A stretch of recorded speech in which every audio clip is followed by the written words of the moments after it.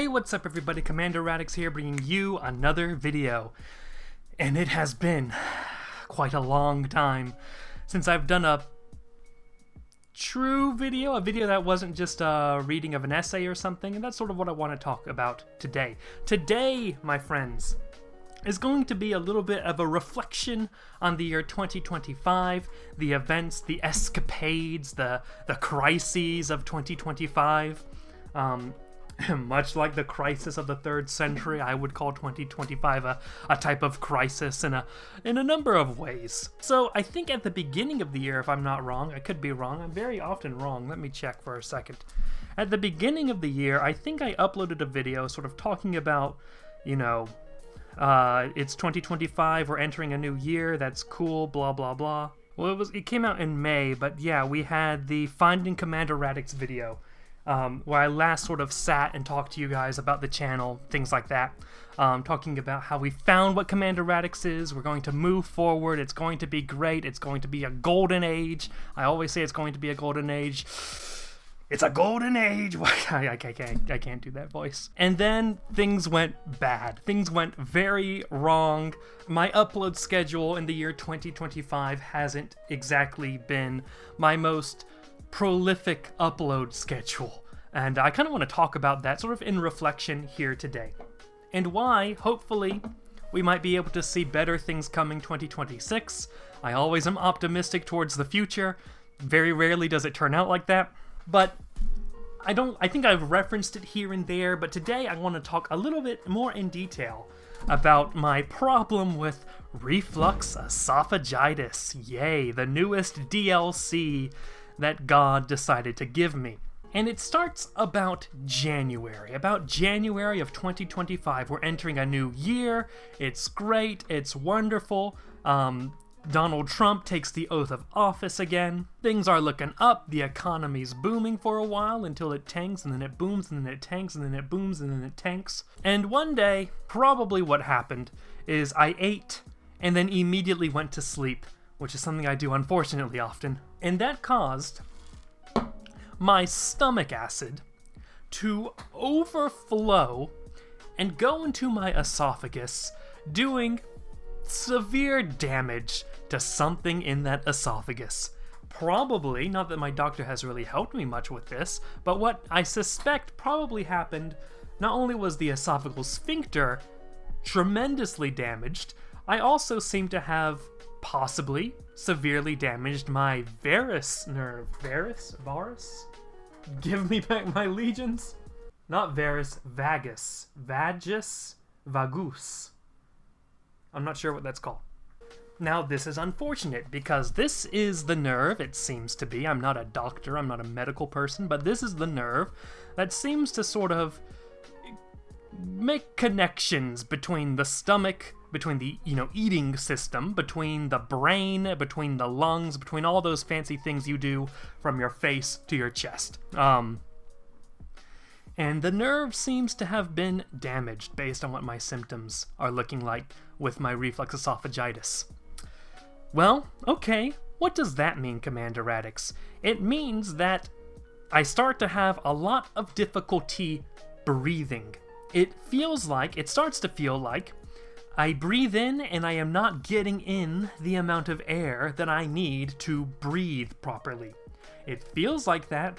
It is not that because my oxygen levels are normal, but because that nerve is damaged, the nerves, the data being sent to my brain is saying, hey, Radix, you're not taking enough air in, buddy, which causes deeper inhales, which cause pain to my chest.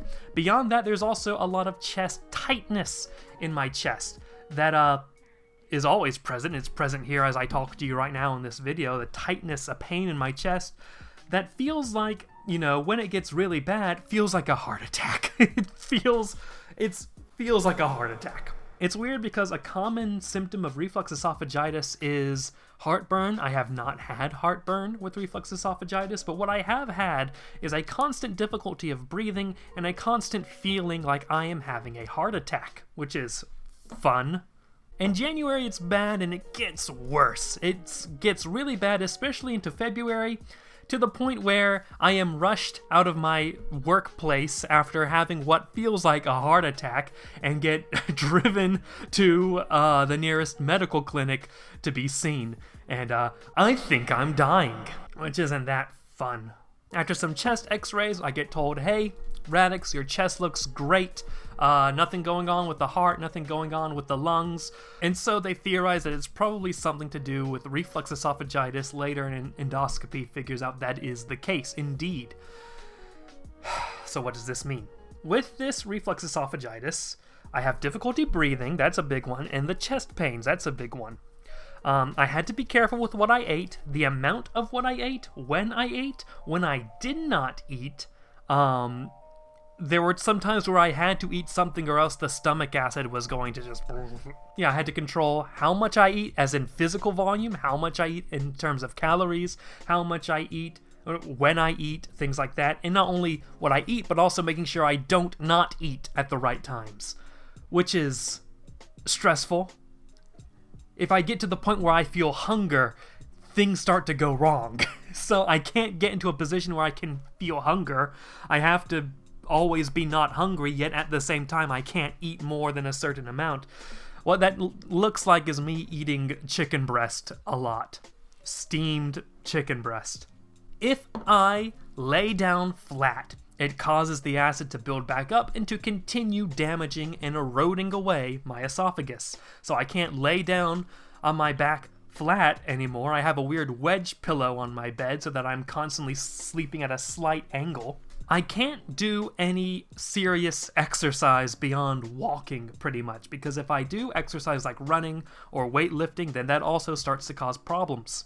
If I bend over, that becomes a big problem. If I, for example, do a prostration, that causes stomach acid to go back into my esophagus and, undo any possible healing that might have been done.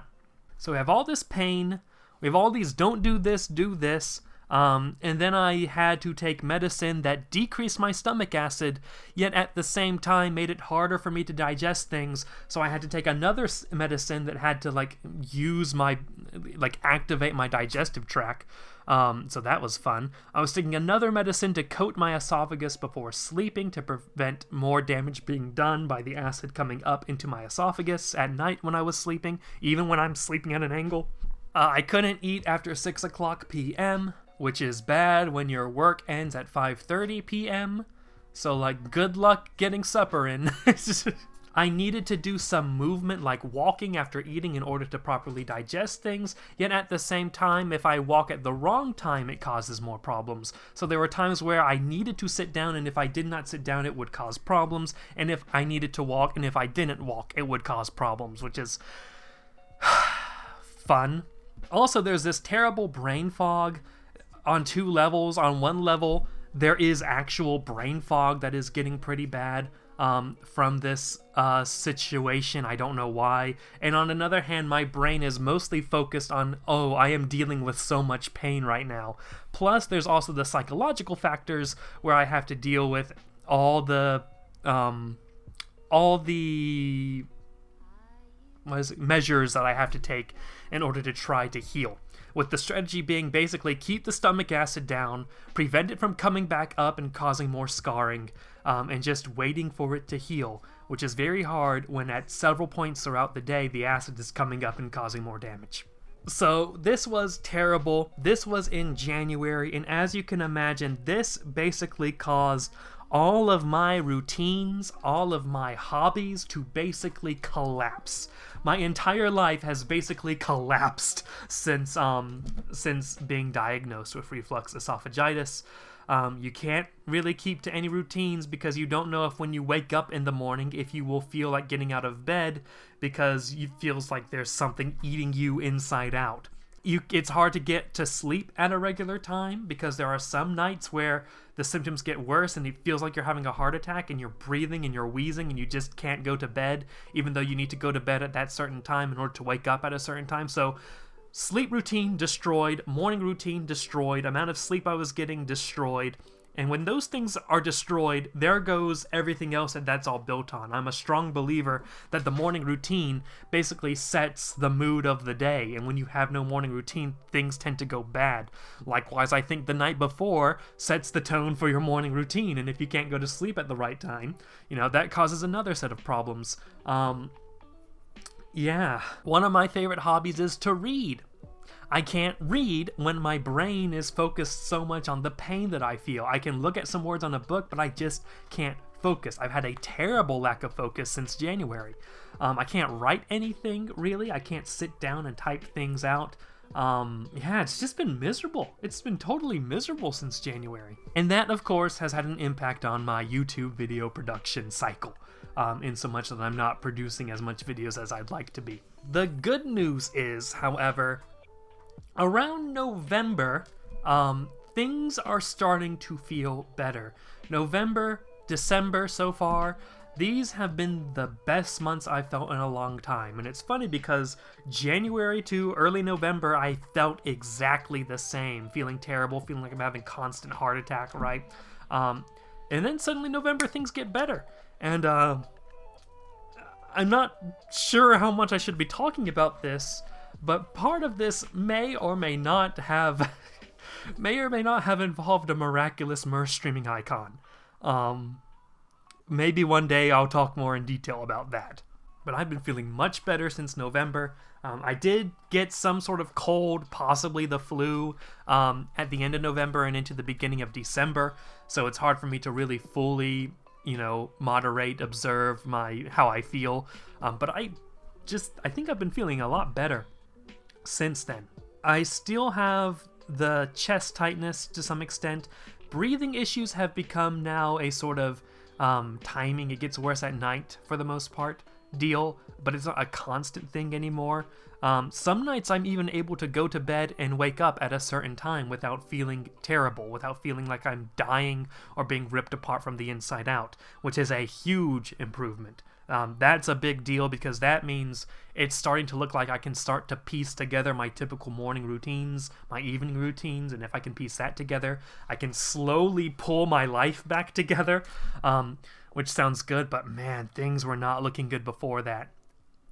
Imagine what it does to the psychology of someone if every single night for about 11 months, whenever they try to go to bed, they feel like they're not going to wake up in the morning. They feel like that that their breathing pattern is not normal, that there's this incredibly tight pain in their chest, and just thinking, oh, I might die. I have seriously been thinking I might die tonight, basically every night from January into November, which has not been good for my psyche. And let's talk a little bit about some psychological observations cmdrradix has had this year of 2025. 2025 is a special year because it is the cmdrradix 10-year anniversary. We've been working on this channel for 10 years now, a whole decade, and wow, so much has changed, and maybe not necessarily for the better. In some areas I think it's changed for the better, but not in every area, I don't think. I do have a feeling of, wow, I've been doing this YouTube thing for about 10 years. Do I have much to show for it? I don't really think I do. Have I figured out who cmdrradix is, what my aesthetic is, what my thing is? Have I figured out what this is?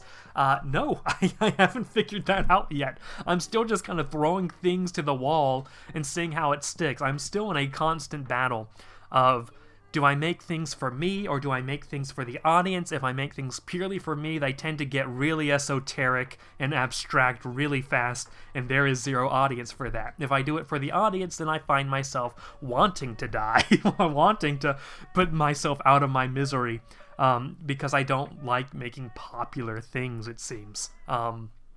I'm not like the other girls. AI has become a really big thing in 2025. Of course, it was popular before, but it just keeps getting more popular, including, I've noticed, an increase in AI YouTube channels. Entire channels voiced by AI, animated by AI. The whole concept is AI. And unfortunately, I look at these terrible channels and go, this is obviously AI. And then I look at their subscription rate and they've got thousands of subscribers. I'm like, what's going on with that? What's happening here? What are we doing? And it comes to show that if you want to get popular on YouTube with minimal effort, you could with AI. And now I'm thinking about that and thinking about my own philosophy on how I make YouTube. And I'm always thinking about trying to strike a balance between what the audience is interested in and what I'm interested in making, and how that's basically a gulf that cannot be crossed. And then thinking, well, if I take the philosophy of making YouTube for the audience, for getting views, what's the logical extreme of that? The logical endpoint of that is the AI channels, and I do not want to be an AI channel. Especially with AI video becoming popular, with Meta's Sora coming out. It gave us pieces of art like the Will Stancil show, but then it gave us a lot of crap besides that. A lot of my Substack essays that I think came out this year in 2024, have kind of merged into a blur in my mind, simply because all of 2025 has been a blur in my mind. But this year, I think, a lot of my Substack articles have been around the concept of authenticity, right? Authenticity, which is ultimately an existential concept. In 2025, I've been learning more about ideas in modern philosophy. Oh gosh. 2025, my favorite book that I've read in 2025, by the way, was The Romantic Revolution by Tim Blanning, which is unfortunate because that's one of the books I read at the beginning of the year, which means after that it was all downhill in 2025. But it sort of opened the gate for me to understand more of modern philosophy, that is, philosophy after the Enlightenment and reactions to the Enlightenment. I've learned more about things like existentialism. I think I read Soren Kierkegaard for the first time last year, but I've been really exploring more of Soren Kierkegaard's ideas a little bit more this year. I probably will explore him more in 2026 as well. What I like about specifically Christian existentialism, other forms of existentialism, Nietzscheanism, right? I'm not really interested in those in and of themselves. Maybe they have some interesting ideas, but I sort of have to readapt them.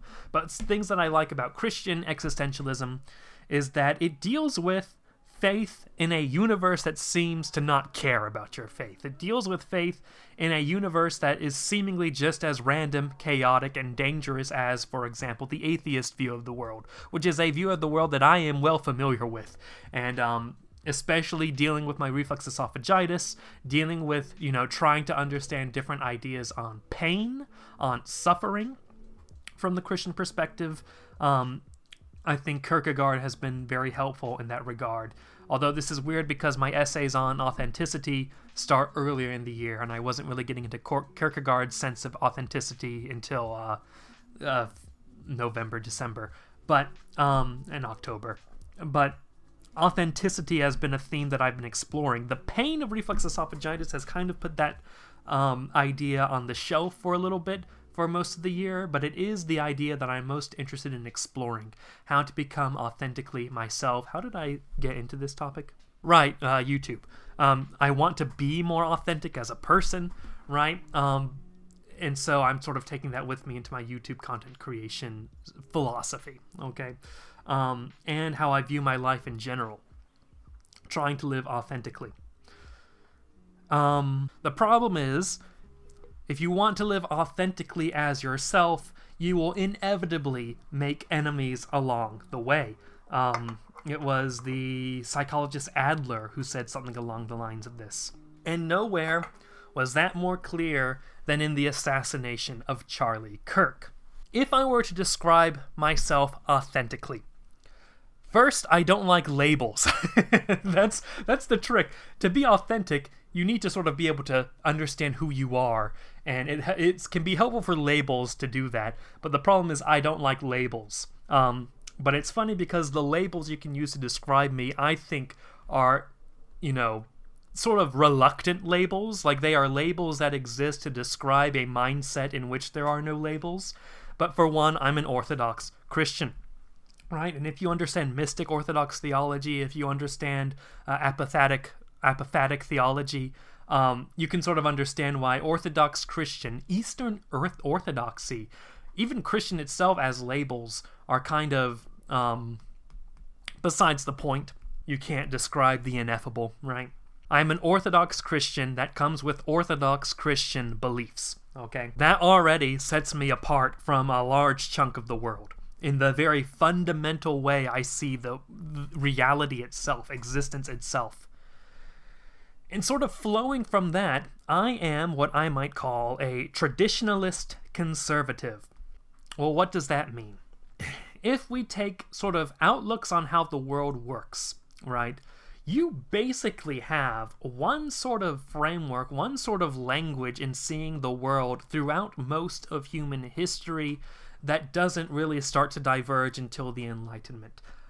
Yes, there are different religions, yes, there are different societies, but they can all sort of, to some extent, interact with each other and meet each other on their own terms. Once we start to enter the Enlightenment, we see the beginnings of ideology. We have the French Revolution, we have the king sitting in the center of his court, and to the left are those who have adopted Enlightenment ideas who oppose the king, and to the right are those who are dialectically opposing this new left that has emerged. This right is in itself the tradition, the traditionalist conservative tradition that existed before the dialectic began, before the Enlightenment intruded into human thought and created a new dichotomy. That is where I sit. I sit on the right. As an Orthodox Christian, I am coming from that traditional worldview, and as someone coming from the traditional worldview, dialectically I am sitting on the right against the innovations of the Enlightenment which created the left. It is in that sense that I am a traditionalist conservative, which again, don't really like the label that much, because labels kind of, once you put a name on something, then what that thing is starts to crystallize in ways that real things don't exist as, real things aren't really crystallized, real things are participations in energies. Maybe the less we talk about that, the better. But as a traditionalist conservative, I align myself towards the right. As an American, I align myself towards the American right. And one of the highest quality speakers who represented right-wing ideals in the United States, I think, was Charlie Kirk. He stood up on a lot of principles that I would agree with. Do we agree on everything? No. But if you had a Venn diagram of his beliefs and my beliefs, that Venn diagram would come pretty close to a circle. Not entirely a circle, but pretty close to a circle. And I would wager that the things that don't fall into the shared part of the Venn diagram are ultimately tiny details that come from an Orthodox Christian worldview versus an evangelical Christian worldview. The assassination of Charlie Kirk and its reaction really pissed me off. It really made me understand that if you want to be authentically yourself, you will make enemies. And these enemies are not human, to be honest. And not only will you make enemies, the institutions that have power that exist to protect you will simply do nothing to stop people from trying to kill you, which is fun. So the assassination of Charlie Kirk and a bunch of other tragedies that have happened between and a little bit before then and now have sort of helped change my idea about my relationship as an individual to the wider global society and even American society as a whole, where I am in the world. I'm not a perennialist, but the perennialist doctrine of the Kali Yuga seems to be one of the most empirically verifiable doctrines that I have ever seen. You know, and the question becomes, it's a cold civil war, what do we do now? Well, these things I still... And of course, these are the things I'm thinking about as I lay there dying, feeling like I'm dying in my bed every night, thinking about if I die today, would I be happy about my life? You know, every night as I think about the damage that my internal organs have received, when I think about how fragile my existence is. You know, I tweeted out the other day, I can't tell if life is extremely fragile or extremely resilient. It's kind of insane to think of how much could go wrong inside the human body, and yet how much goes right inside a human body, if you really think about it. and just thinking about, is this the life I want? Right? And I certainly don't like how things have been going so far. I don't like 2025. I don't like that I have lived alone for so long. I am ready to be living with people, in communion with people at some point. It was the Greeks who said that a person who can live alone is either a god or a monster. Because living alone is not a human mode of being, really. I don't like that I live so far away from my family. I don't like that I live long distance from my girlfriend. The good news is 2026 will probably see some changes in that setup. So we'll see how that goes. The other good news looking towards 2026 is my reflux esophagitis does seem to be getting better. And if it is getting better, that means I might be able to pull my life back together, and if I can pull my life back together, then maybe I can start enjoying my hobbies again. Maybe I can start enjoying life again. I live in Japan. I have several opportunities to do traveling, to go see different parts of Japan. There's a lot of Japan in the 6 years I've been here that I still haven't seen. Fun fact, I've never really been to Tokyo. A lot of the go-to tourist places in Japan are in Tokyo. I was in Tokyo for a little bit for business stuff, but I've never actually been a tourist in Tokyo. There's stuff I want to see there. I want to see the cathedral, Nikoraido. I want to see the cathedral of the Japanese Orthodox Church. I actually haven't seen much of Osaka. I've seen Universal Studios Japan, but I haven't seen much of Osaka at all, really. It's weird if you look at a map of all the places I've been to in Japan, because it's all the places people don't go to, that people don't really think about when they think of Japan. There's still a lot in Kyoto I want to see. And then, of course, I'm surrounded by cool countries. I've been to Taiwan once, but I want to visit the Philippines at some point. I should probably visit South Korea at some point. I am debating over whether or not to go to China, just to say that I went to China, but I don't know if I really want to go to China. I want to see North Korea. I want to go to the border of South Korea and North Korea and sort of look at it, just to say I saw North Korea. And I can't do traveling with the reflux esophagitis problem, and maybe things will get better next year. So what are we looking at as we go towards 2026? We're looking towards, in my personal life, hopefully an improvement of health, hopefully an improvement of my social life, hopefully an improvement in what I've seen of the world. But hopefully that also means more videos. Hopefully that means I'm able to concentrate and work on more videos. I certainly want to do that. It's just when I sit down, I have terrible brain fog.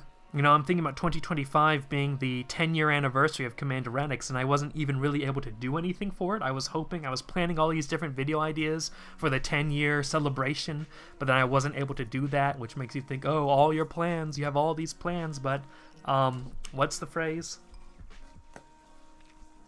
Except the Lord build the house, they labor in vain that build it. Except the Lord keep the city, the watchman waketh but in vain. Yeah, so, there went all my best laid plans. And we can plan everything, we can live in the future, which I tend to do, and see none of it come to fruition. Vanity, vanity, all is vanity. Sometimes, I tend to think in big projects, which means I don't upload a lot if I think about big projects, and whenever I can easily make smaller projects, smaller videos. I really like making those history meme reaction videos, but then I think, oh, I feel guilty because I haven't put out a big project in 5 years, so maybe I won't do the smaller project. I need to just do the smaller project. What am I doing? I feel like I haven't done much with my YouTube channel, which is unfortunate because this actually is the most fun part, my hobby that I enjoy the most. But yeah, this video is just sort of an update on where I've been, what's been going on in my life, what have I been thinking about? What are you thinking about, Radix? What are you thinking about? So yeah, what I'm thinking about, things like that, so you guys are in the loop. I hope we don't have a comment going, welcome back, cmdrradix, because every time I upload, someone says, welcome back, as if I was gone. Which I'm sure from your perspective it looks like I've been gone. I felt like I've been here. I feel like my last upload was like 2 days ago. I don't experience time correctly. But anyway, we're going to end it here. Thank you guys so much for watching. Subscribe to this channel if you have not yet. Really weird video for this to be your first video. But hopefully we'll have some more videos coming out for you soon. I probably shouldn't say soon. In the future, alright? Yeah. I forgot how to end videos. Thank you. Have a good day. And have a good day, ladies and gentlemen. That's how I end videos.